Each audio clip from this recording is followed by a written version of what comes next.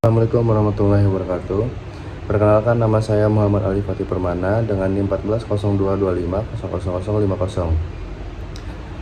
Saya dari Prodi Sistem Informasi, Fakultas Ilmu Komputer.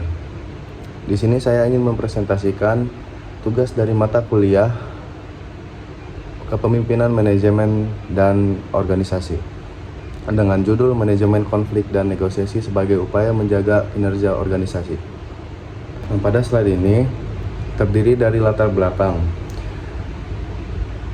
yang terdiri dari dua sisi konflik yang berbeda. Yang pertama yaitu ancaman, dan yang kedua yaitu katalis positif. Ancamannya yaitu konflik merusak hubungan, menurunkan semangat kerja, dan menghambat pencapaian tujuan organisasi. Untuk yang katalis positif, jika dikelola bijaksana, konflik mendorong inovasi, kreativitas, dan perubahan positif dalam organisasi. Manajer juga menghabiskan 24% waktu kerja untuk menangani konflik. Organisasi dengan sistem manajemen konflik yang baik cenderung memiliki kinerja lebih tinggi. Slide selanjutnya yaitu konsep dasar konflik dalam organisasi. Selanjutnya yaitu konsep dasar konflik dalam organisasi. Terdiri dari 3 perspektif konflik yang berbeda atau sudut pandang konflik yang berbeda. Yang pertama yaitu tradisional, dan yang kedua hubungan manusia, yang ketiga interaksionis. Pandangan dan perspektif yang pertama yaitu tradisional, yang menganggap bahwa semua konflik yang bersifat buruk dan harus dihindari. Yang kedua yaitu pandangan hubungan manusia, yang menganggap konflik sebagai hal yang wajar dan tidak dapat dihindari dalam setiap kelompok.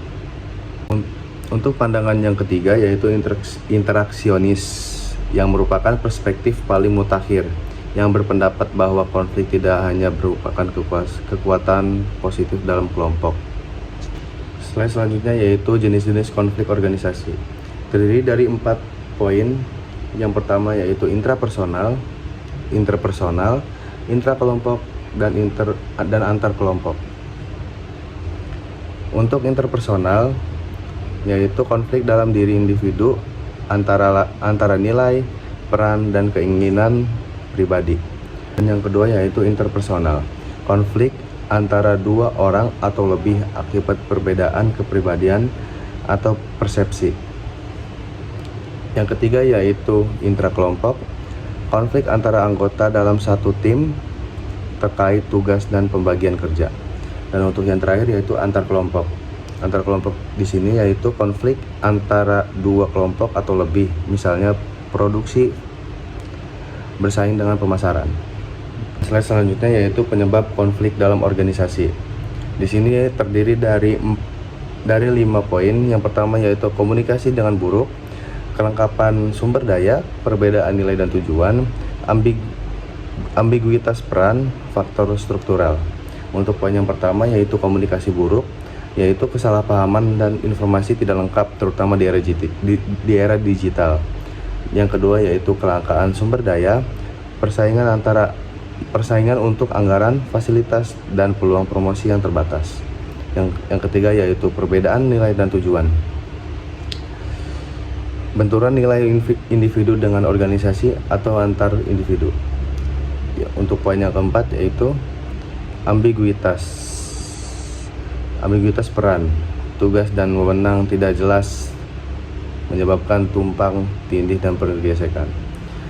Yang kelima yaitu faktor struktural, spesialisasi tinggi dan diferensiasi berlebihan memicu konflik antar unit.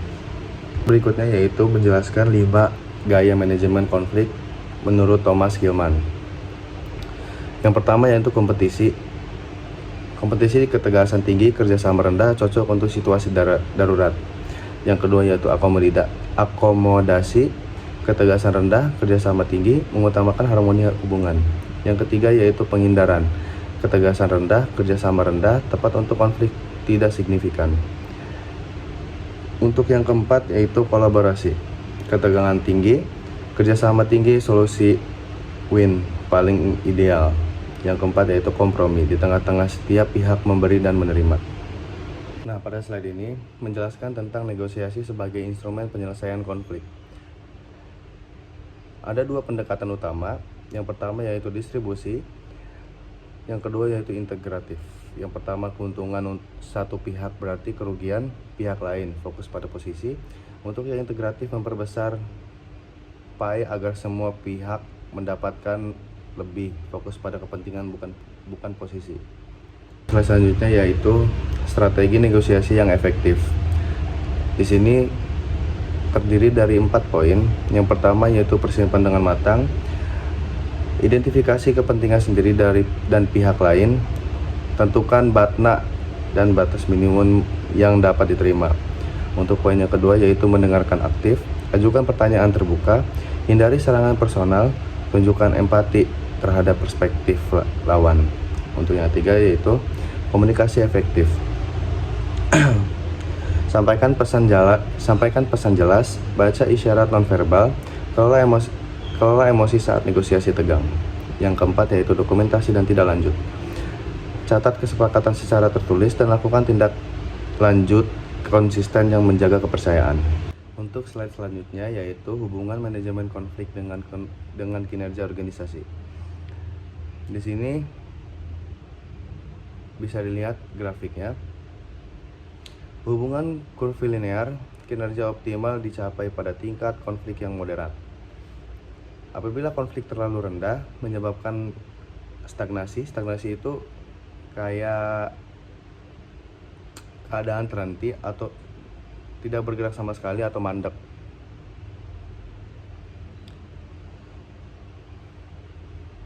Dan apabila terlalu tinggi merusak kerjasama. Manajemen konflik yang efektif meningkatkan inovasi, kepuasan kerja dan komitmen. Untuk kesimpulannya yaitu konflik tidak terhindarkan, kelola agar bersifat fungsional. Yang kedua yaitu pilih gaya manajemen konflik sesuai situasi. Yang ketiga yaitu negosiasi integratif menghasilkan kesepakatan berkelanjutan. Yang keempat, konflik terkelola meningkatkan inovasi dan kinerja. Nah, di sini ya ada rekomendasi implementasinya juga. Untuk kepemimpinan, kembangkan kompetensi manajemen konflik secara aktif. Untuk organisasi, bangun sistem deteksi dini dan prosedur penyelesaian yang adil. Untuk akademis, teliti dinamika konflik dalam konteks budaya Indonesia. Untuk mahasiswa, latih kemampuan negosiasi sejak dini melalui pengalaman praktis.